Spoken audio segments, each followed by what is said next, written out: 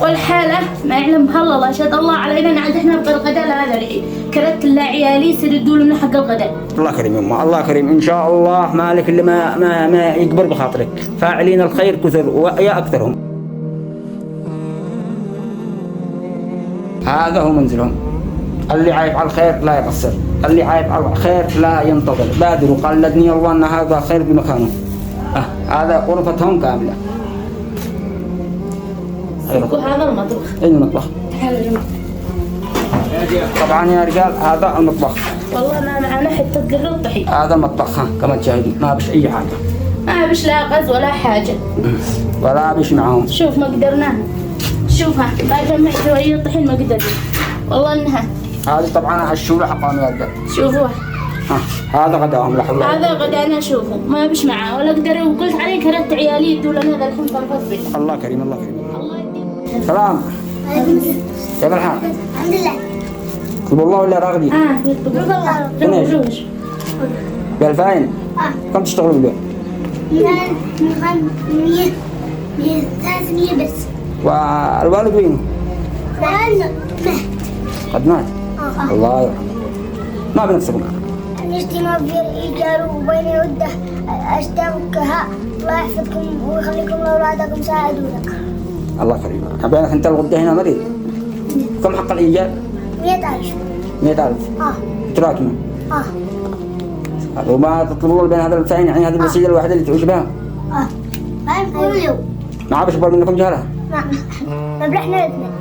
لا حول ولا قوة إلا بالله. إن شاء الله لا بفعل خير ما نقصر. تمام. طبعا يا رجال هذه أم الأطفال هؤلاء. أم الأطفال هؤلاء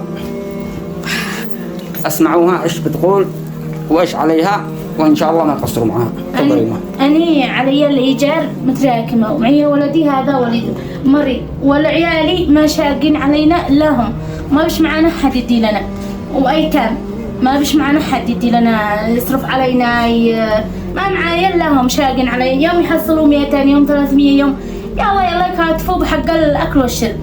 والحالة ما يعلم بها الله، شهد الله علينا نعد احنا بالغداء لهذا الحين كرت لا عيالي يسردوا لنا حق الغداء، لا غاز لا برقد. انتوا تعينوا هذا حالتي هذا بيتي، والحالة ما يعلم بها الله. تعاونوا معي الله يدي لكم العافية. وصاحبة البيت الشيء خرجني من البيت، ما بش معي حاجة سر يعني زي الدينها ما قدرت. يعني بلا غدا لحد الآن؟ والله بغير غدا لا حتى لا، ما داخل بيتي ذا المطبخ عدلوي. لا حول ولا قوة. المطبخ لا حاجة ولا فريش معانا، لا قدرنا نفعل حاجة. يلا كودنا أولادي يبيعوا المندي.